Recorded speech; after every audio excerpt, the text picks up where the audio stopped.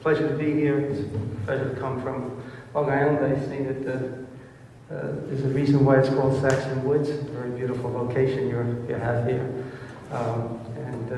We're always much pleased when Bart comes and brings not only his wisdom but his beautiful music. So we could use more of that on Long Island. But I thank you for that, Bart. And so it's a pleasure to be here with, I consider, I guess, my co-religionists. I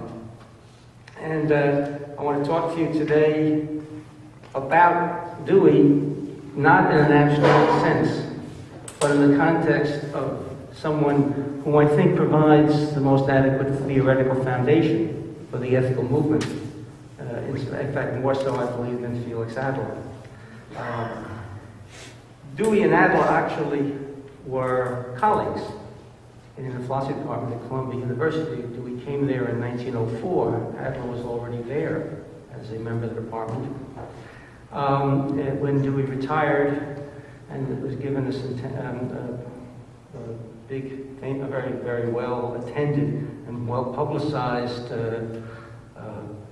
evening celebration in his honor in 1929. Adler was a speaker at that event.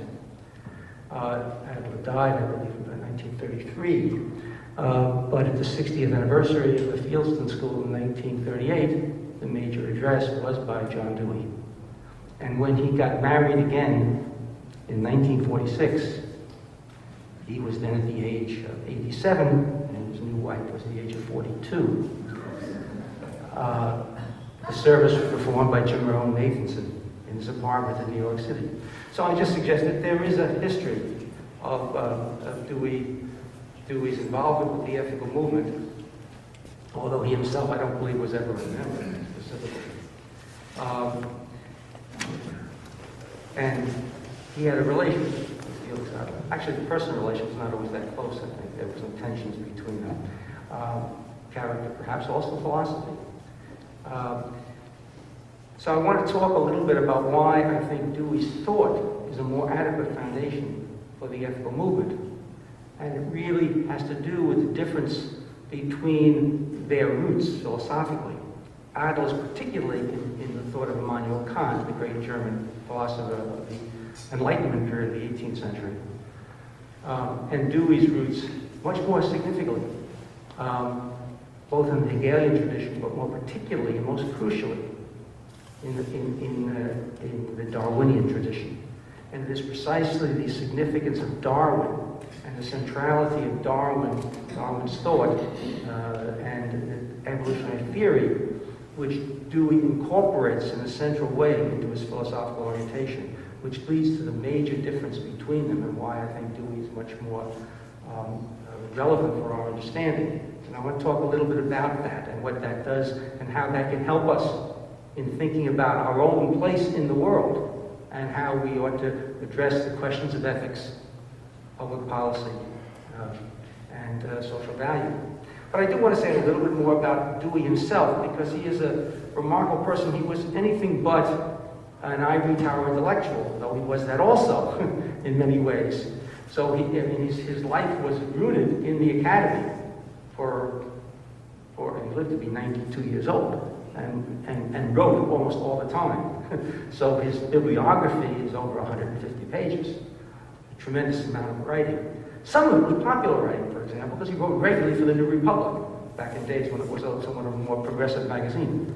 And wrote regularly for many others. But he not only did that, and I just want to list some of the things that he was involved in, actively involved, starting with Jane Addams in Chicago at Hull House, where he was on the board, where he was involved with the workers who came there. He created the laboratory school, an experimental educational institution at the University of Chicago, which was a model and was the foundation for the development of progressive education, about which, of course, he wrote extensively, both in developing progressive education, particularly in the book Democracy and Education in 1916, and then critical of the way in which progressive education had sort of turned into child-centered education, of which he would have nothing. He was quite critical of.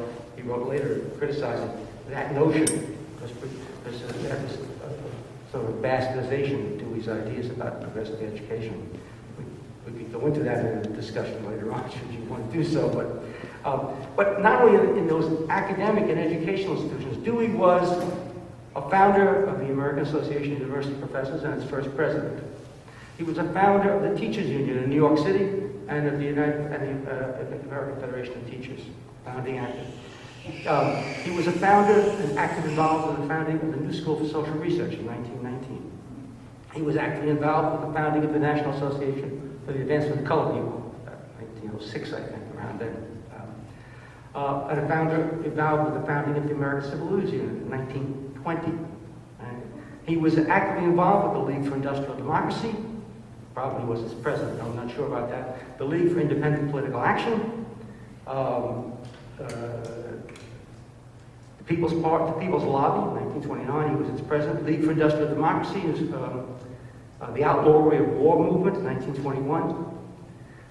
And then he was called upon in 1937, at that time at the age of about 78, if I have my numbers right, to lead the commission to investigate the charges against Leon Trotsky. And the investigation of Trotsky was really the Dewey Commission against the advice of his family because they thought he would be too old and would challenge his health. He carried out those investigations, was actively involved with them, and in fact cleared Trotsky of the charges that were leveled against him by the Soviet regime. And in fact, Trotsky, who was no sympathizer of John Dewey's philosophy, nor Dewey a sympathizer of Trotsky's philosophy, applauded Dewey for the impartiality with which he carried out the investigations. He also, just to get a little further, both in 1906, I believe it was, when Maxim Gorky came to the United States, and in 1940, when Bertrand Russell was invited to teach at City University, and then prevented from doing so because of his immoral lifestyle. Both of those times, Dewey went to these people's defense. He put Gorky up in his home. And so I just give you an example of a person who was actively involved in the cultural and political activities of his life, which spanned from 1859, born in the year of the publication of The Origin of Species, and died in 1952. So he both in his theory and in his life exemplified the union of theory and practice. Right? The union of theory and practice, which really is built into his philosophy. So I'd like to talk a little bit now, really about what it is about Dewey's philosophical orientation, which could be helpful be helpful to the ethical movement to appreciate and to put more actively into use, perhaps. At the center of Dewey's thinking, adopting the evolutionary perspective, is the notion that the human being is a conscious organism in continual transaction with an environment, what he calls the organism-environment transaction. So that means that all of the capacities we have, including reason, or which he changes from, Adler speaks about reason with a capital R, the way in which Kant would do, as almost like a kind of divine capacity which somehow finds its way into the human being in unknown ways. Dewey translates that into intelligence. And intelligence is the continually modifying capacity, right, to interact with the environment in a more constructive fashion. So at the center of Dewey's thought is this notion of reconstruction. He has a book called Reconstruction in Philosophy. It's actually a series of lectures he gave initially in Japan. He traveled to Japan, he traveled to China, he traveled to Turkey, he traveled to Mexico, and in all these places played a significant role in the restructuring of their educational institutions. There's a whole Deweyan movement that came out of, that developed in China, for example. There's a large impact of Dewey's thought in China, which did come into some suppression during the period of Mao Zedong. So that notion of reconstruction is simply putting the notion of intelligence. And intelligence, what is intelligence as opposed to reason? Reason in the classical sense, in the Adlerian sense, is a kind of rational structure that one imposes on the natural world. But with Dewey, intelligence is a capacity which continually develops. And it's a social intelligence. Dewey's great colleague at the University of Chicago, George Herbert Mead, who developed the notion that the human being, as Mead said, we become as we are addressed. The self is in and through a social being. So intelligence is not a person. It's not simply a personal capacity. It is our personal appropriation, as it were, of the social intelligence of our community. Intelligence and lack of intelligence, such as the case may be, right? But we develop in transaction with a social environment, and we internalize and take and appropriate the values, beliefs, practices, and ideals of the society around us, and hopefully critically engage those as we test them in our lives, right? And hopefully then reconstruct them, so that the notion of intelligence is this notion of the continual interaction between means and ends. The ends which are, as Dewey rephrases it, ends in view, ideals that we envisage, things that we wish to accomplish.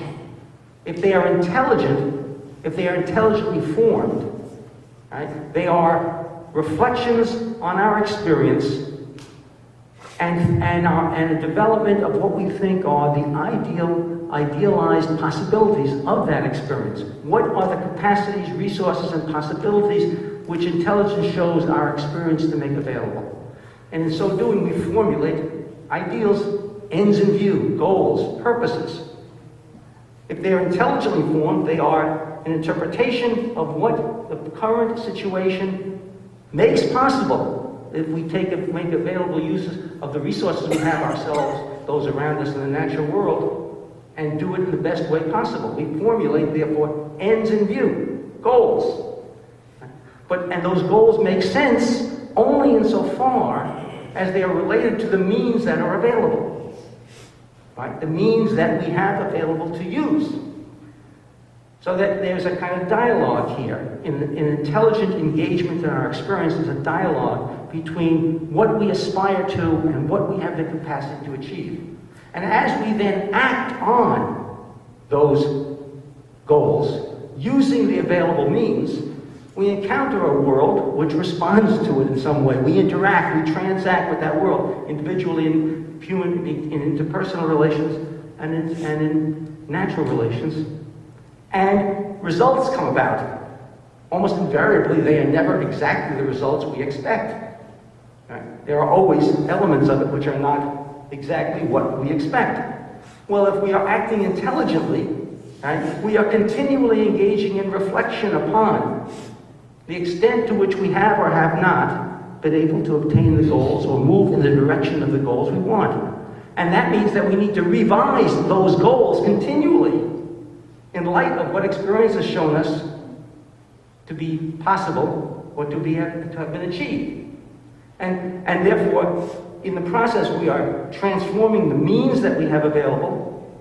Right? We are moving in a hopefully significant direction, but we are continually revising that direction so that the real function of purposes and ends in view or goals is not to expect to achieve them or to impose them on the world, but to guide us in our present action to make it more intelligent and hopefully more fruitful and more satisfying. So that so what we really have to think of is we have to think of a kind of dialogue that takes place between our ends in view and our means, or our purposes and our means, right? And a continual dialogue in which we therefore are continually reconstructing in our life and in the world around us what our goals are and what our means are. We should never get too attached to those goals, because that becomes both oppressive to the situations around us as we try to impose those goals upon ourselves. Right? That's one of the dangers of ideology, is that you have a fixed goal and you seek to impose on the world never fits into that goal, right? And then you either try to get rid of any impediments, like the French Revolution, they would impose virtue on the world, and they led to the Reign of Terror because the world wasn't prepared to accept their conception of virtue. So if you get too attached to the goal as if that's what it's got to be, right? Then you are going to be seeking to impose and creating all kinds of negative, counter-finalities, as the word Sartre uses, negativity is unexpected, or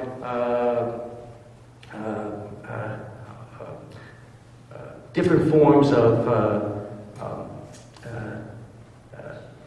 unexpected, undesired consequences as a result of trying to impose a fixed.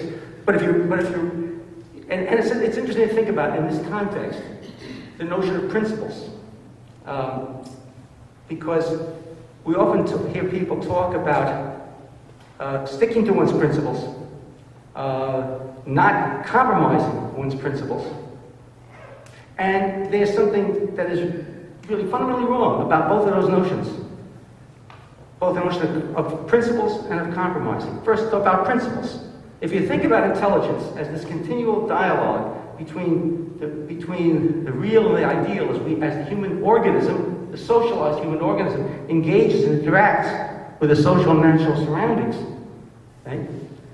So what is the role and function of principles? Where do they come from? Are they absolutes that come from transcendent reality? Are they revealed to us? Revealed by divine revelation, or revealed by some kind of rational capacity which is somehow divinely inspired within us, which is sort of implicit in the Kantian and Adlerian framework? Or are principles, in an evolutionary framework, guidelines to action that experience has shown to be workable, to be helpful, to be useful? Right?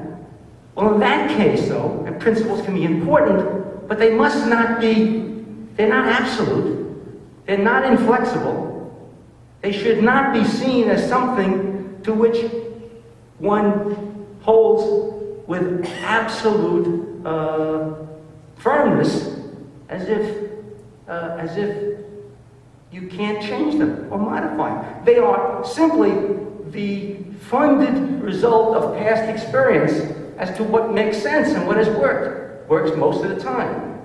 But nothing always works all the time in all circumstances.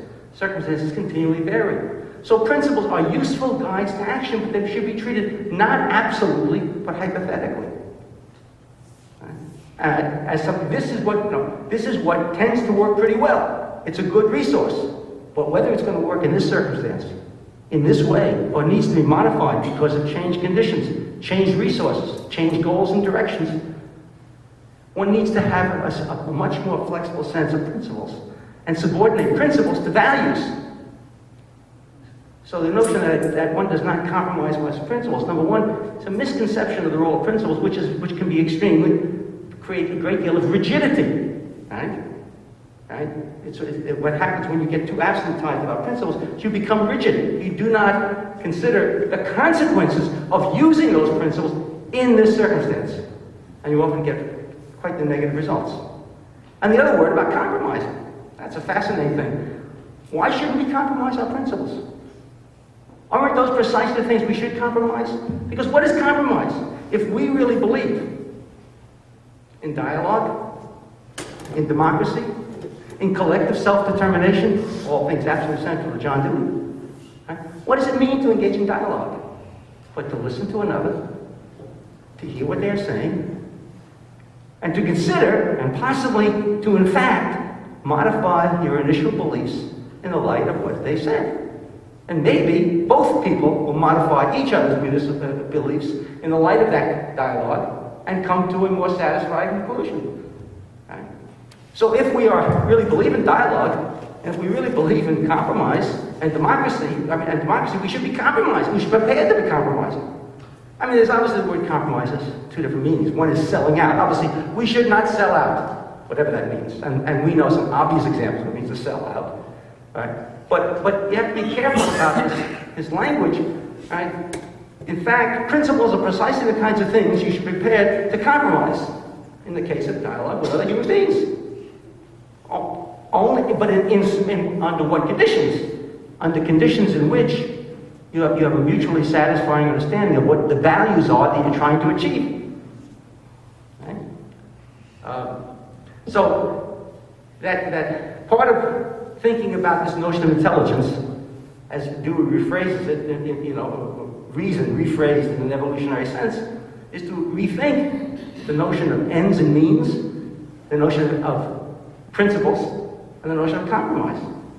These are precisely what one needs to do in the light of a collective inquiry as to what is the best situation that we can achieve together, collectively, in the context in which we find ourselves. And this issue comes up every place, whether it's the healthcare debate now or any other political debate in the country at large, or in interpersonal relations, or in family. One has to listen, be prepared to listen, to engage, to intelligently appraise, and then to constructively, hopefully mutually constructively, reevaluate the situation, the values at stake, and the means by which we can most reliably seek to advance those values collectively. So that's a way of understanding theoretically for Dewey the centrality of this organism-environment transaction, in which the organism is a socialized organism in a social and natural environment, who continually is seeking to understand, evaluate, critically appraise, and then reconstruct that environment in a collective way in order to advance the values which together will most enhance the meaning and significance of the life that we're involved with. So that is part of the most useful way, I think, to understand the significance of thinking about intelligence in a you might say, a Darwinian context. Dewey did write an essay called The Influence of Darwin on Philosophy, an important essay, which is worth reading and understanding. But Dewey has often been called, and he called himself, an instrumentalist, and he's a pragmatist. And that word, of course, gets bandied around in our society today, pragmatism, and it usually means some kind of person who cares not about values, but simply wants to get what they want to get, and they're practically oriented. But that really is a bastardization of what Dewey understood by the notion of pragmatism and the notion of instrumentalism. He understood by the notion of instrumentalism that the function of intelligence is to be an instrument in the enhancement of our experience. But what is central always for Dewey, right, is the reason for which one engages and one uses one's intelligence to enhance one's experience. That's to improve and deepen and enrich the quality of that experience. When in 1932 or 33, he wrote a book called Art as Experience. People were sort of astounded that this narrow, practical instrumentalist should write a book about aesthetics. And it is, I think, to my mind, one of the greatest books on aesthetics ever been written. And I would highly recommend it. It's like one of the best ways to understand the comprehensive scope of Dewey's philosophy. But what is central there is that understand that the purpose of using one's mind is to enhance the quality of experience. And Dewey does extensive discussions of what, in fact, is the nature of that quality of that experience, which is so pervasive in our lives. Right? But it's the purpose of enhancing the quality of experience, whether it's in education or in interpersonal relations or in the society at large, which is the payoff, as it were, to use that word, the payoff for using one's mind in an intelligent fashion. The intelligence that one employs is an instrument to the enhancement of the quality of one's experience. So the ultimate value of what we do is essentially aesthetic. Ethics is really rooted in aesthetics. Right? It's not in the narrow sense of going to museums. Dewey is really quite critical of museums. Of course, the pervasive quality of the aesthetic is in our daily lives. Dewey has beautiful discussions about the beauty of the ball player, or the joy of the walk in the woods. Right? In other words, daily experience is filled with aesthetic qualities. Some are organized, some are diffuse. They come and they leave. Others are organized in an effective way so that one walks out from them and says, that was an experience. Well, what is the difference between the average quality of daily life, the momentary enjoyments and satisfactions that we may have here, sitting here today, right? And those the highlights of our lives, which may come with whether it be an artistic experience or an extremely moving dialogue, a discussion with somebody, right? Or an unbelievably beautiful movie. And yesterday I happened to go to see a performance of Carmen, which was, it was done at the Met, but for $20 you could see it on a large screen. I was at Stony Brook. I'm not an opera fan, I must say. I rarely watch any operas. But I went to see this. It was just outstanding. It was unbelievable. I mean, the performance and the you could see it, I think, better probably at the theater than you would at the Met, unless you were sitting maybe in the front row. I mean, this giant screen, great sound quality, fantastically beautiful performance. I mean, beautiful sets and gorgeously done. And then the singers have unbelievable voices. And I've never seen an opera singer more beautiful than the one who, I don't know her name, but she was playing Carmen, was fantastic. I mean, that was an experience. I'm still thinking about it. I mean, it wasn't part of my planned talk, but what was an experience? Well, that stands out. Not because it was somehow unique and you put it in a museum. To take it in a museum is in some sense taking it out of the place in which it was experienced aesthetically. When you go to a museum, what do you look? You look at Greek vases. The Greeks didn't have those vases because they put them in museums.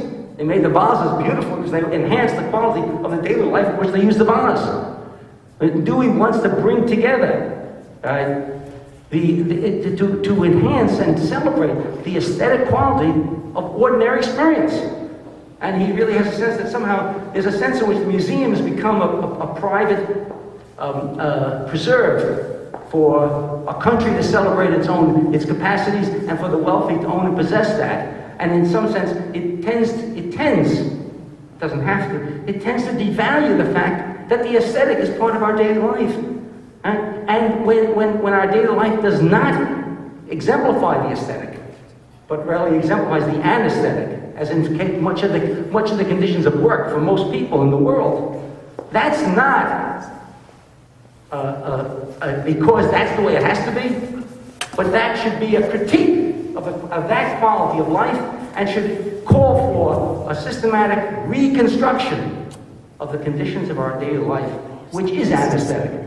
So Dewey was quite critical of the conditions of work in America. That's why he was involved in a lot of these activities, right? And quite critical of the distinction between employer and employee, and then the extent to which the employee is to be seen only as a hired hand, right? Who has no right to have a say in the conditions of work, right? But is there at the employer's prerogative, right? And to live in dead time aesthetically, right? Only to aspire to get out of the dead time, to have leisure, when I can then finally enjoy my life.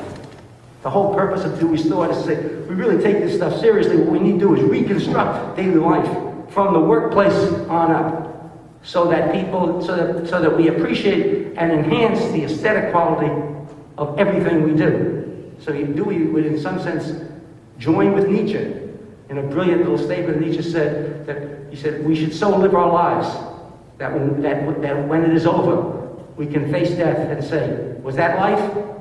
Well then, once more. Be prepared. That's the existential significance of Nietzsche's doctrine of the eternal return. Right? But it means that when the aspiration is to turn our daily life here at this moment and every place else as much as possible into an aesthetic experience. And the ethics comes from that, is really built into that.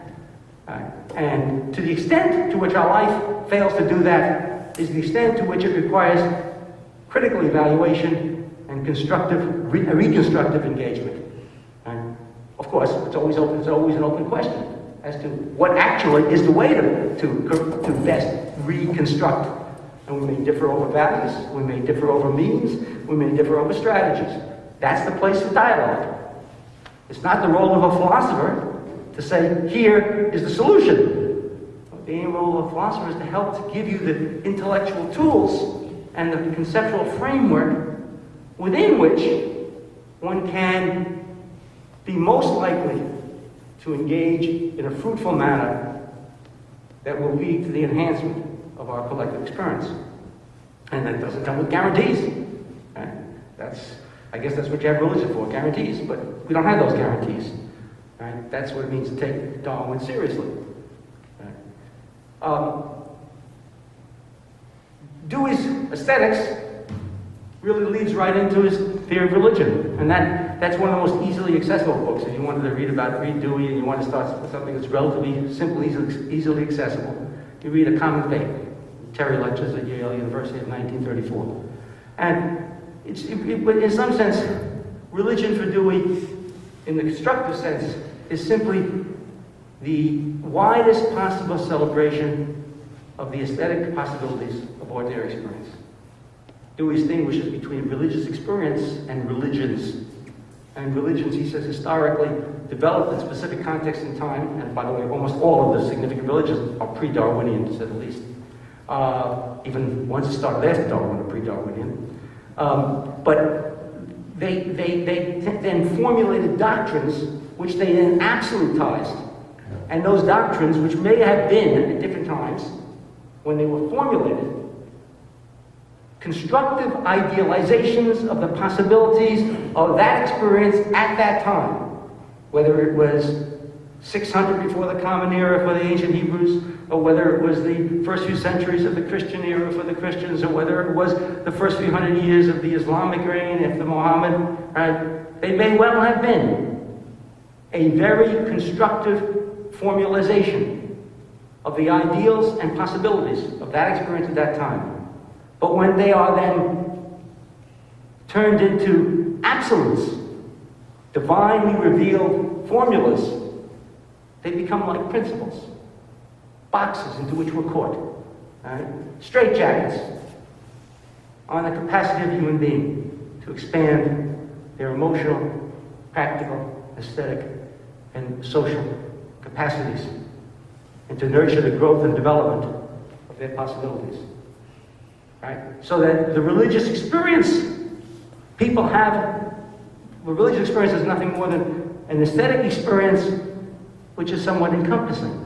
And those things are continually available and continually accessible to human beings. Right?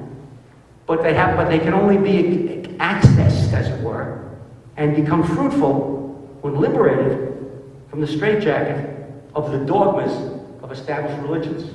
Hopefully, the Ethical Society, at its best, right, celebrates deed above creed, celebrates the capacity, the open-ended continual capacity to rethink the possibilities of our experience in light of their ideal opportunities, and is not caught in the straitjacket of outmoded modes of thought.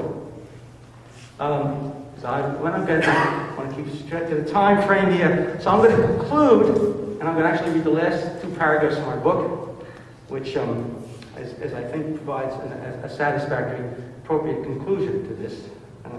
I would say the subtitle of this book should be "In the Spirit of John Dewey and Albert Camus."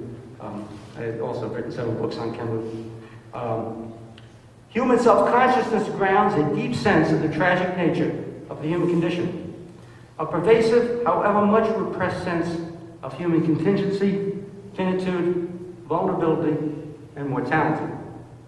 Lacking complete confidence in our capacity to assure the success of our efforts, we seem inevitably, as humans, drawn toward fantasizing a pre-existing supernatural power that under appropriate conditions can guarantee the ultimate success of our hopes and ideals. Who would not be attracted by the vision of a life free from the slings and arrows of outrageous fortune? Whether by return to a mythological golden age, or through the guarantee of a salvific future in which all will be well. Human history is replete with examples of this urge to purity, idealized goodness, holiness, or utopia, whether secular or otherworldly.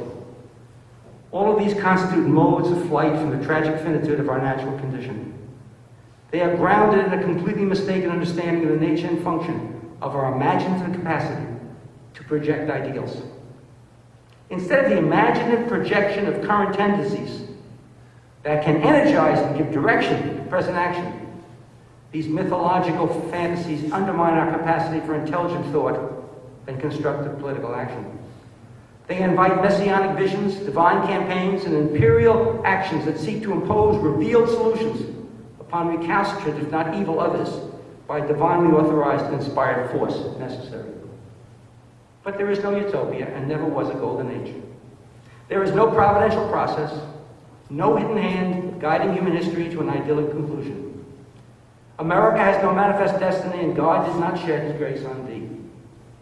We need to recognize and sympathize with the fundamental human anxieties that have generated these fantasies, while recognizing them for the often quite destructive illusions they are.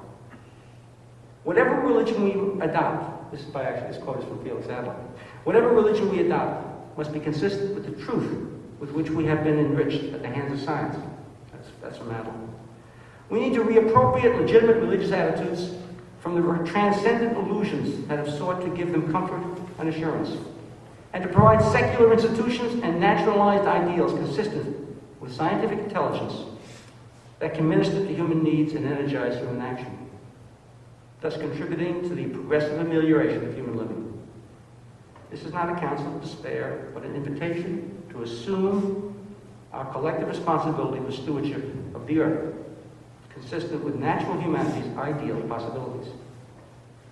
We must finally replace those mythologized heavens with relativized utopias, continually revised practical ideals that can provide constructive direction for present action, thus celebrating our common life on this earth, in which, in the words of Albert Camus, all our gods have feet of clay.